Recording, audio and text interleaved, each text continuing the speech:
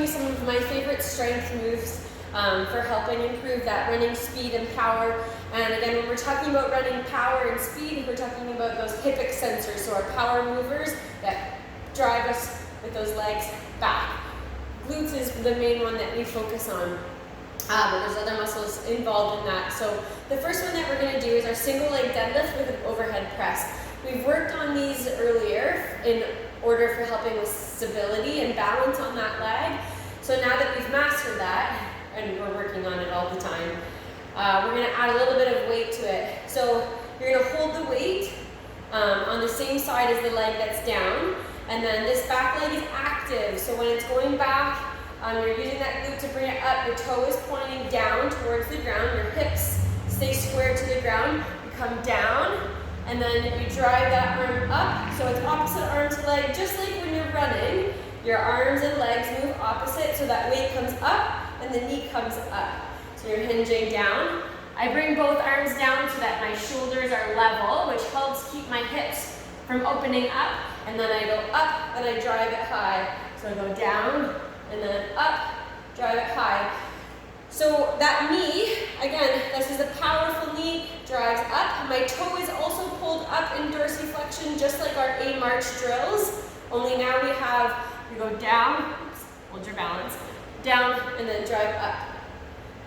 Down, up.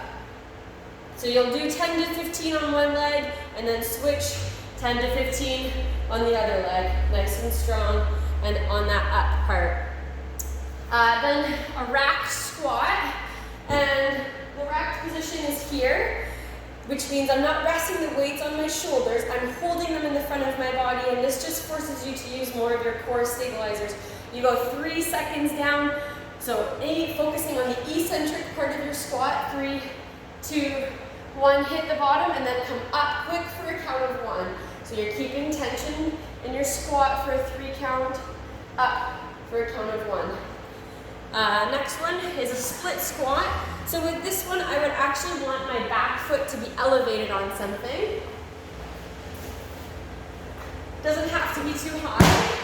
You just want all your weight in that front leg. So my back toe is up, and then I'm dropping down, right down, and then all the way up again.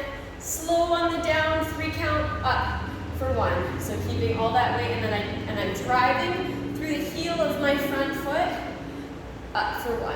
3, 2, 1, up for 1. Same thing, 10 to 15 on one leg, 10 to 15 on the other. And then the last one is our hip thrust on the ground. Your shoulders are down on the ground, weight is on your hip.